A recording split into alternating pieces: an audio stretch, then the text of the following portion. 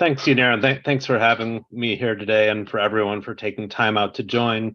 So I wanted to kick things off just with some basics about indoor air pollution to make sure we all have a common foundation for some of the content that's upcoming.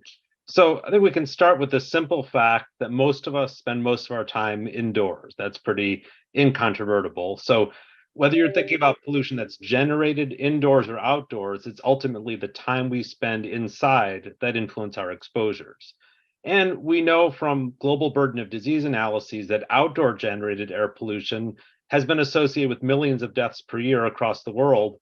Most of this burden happens from air breathed indoors.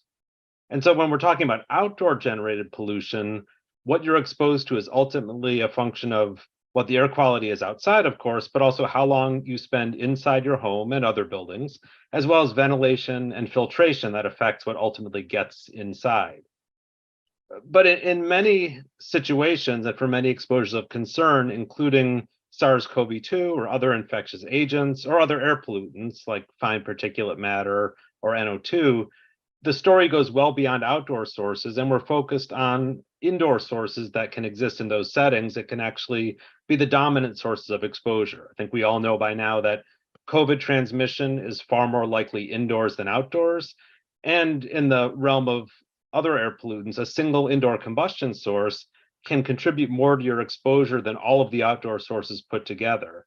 And again, there are a few contributing factors: how large or strong the source is, how big the space is that you're occupying, and the amount of ventilation and filtration. So everything that I've said so far is pretty basic and incontrovertible. I think those who've worked in the field for some time or have been advocates for cleaner indoor air will recognize a lot of this sort of core content. Right? The fact that when you're in a smaller space with inadequate ventilation and filtration, that this increases your risk for infection or higher exposure. This really aligns with first principles, and there's not really even a whiff of uncertainty there. And so it may seem puzzling to some why indoor air has not received that much attention over the years, either among the general public or in regulatory settings.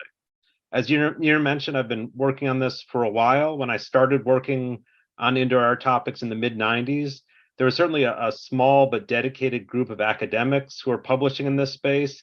And there are, of course, entities like ASHRAE that have provided guidance over the years, but there's really little broad action happening on indoor air and certainly little broad recognition in the general public. There was increasing attention and focus on smoking in indoor spaces then, but it didn't really go too much beyond that. But I think we're in a different time and a different space now. I think the recognition that COVID is airborne, I think in part because of tireless work from multiple people who are on the Zoom, has led to increased awareness of what clean indoor air can do for you.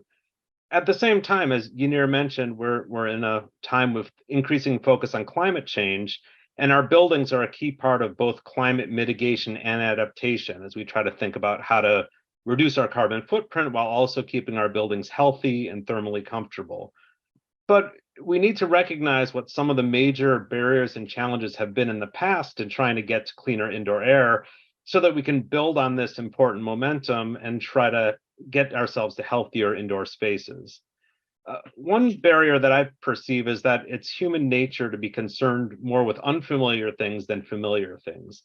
And indoor spaces just seem like part of the fabric of our everyday lives, and people don't tend to perceive them as risky as a result. So in the realm of pollution, we think of Superfund sites or coal-fired power plants or rivers on fire.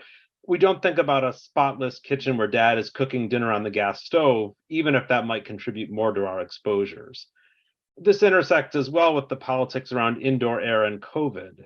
A lot of the hubbub about gas stoves in recent years, and certainly the never-ending furor about masks, really reinforce that anytime there's an action that is perceived to intrude on people's autonomy or the autonomy of businesses is going to get some considerable blowback.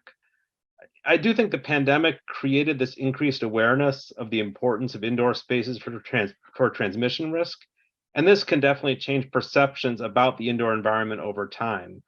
But I think it's important to recognize that there are some considerable hurdles, and we need to really communicate the context-specific benefits of cleaner indoor air.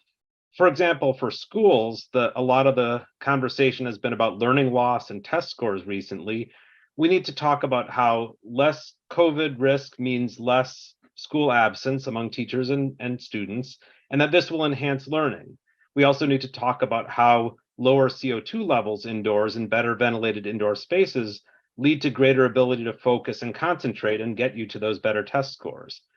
We need to talk to the people who are facing wildfire smoke and explain how air filtration can help.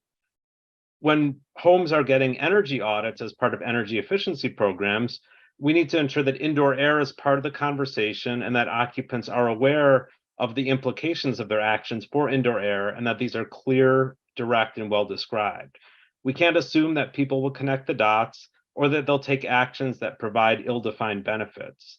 I think the good news is that these are real benefits that can be tangibly described. And as we take action and have more positive case examples, it'll make it progressively easier to explain to the next person and take the next step down the road. So just to wrap up, I think the public health and economic benefits of investing in clean indoor air are large and profound, with the ability to address the COVID pandemic, but also climate change, environmental justice, and so much else in public health. And I'm glad we're having this forum today to try to tackle some of the tangible approaches that can be done to give us cleaner indoor air.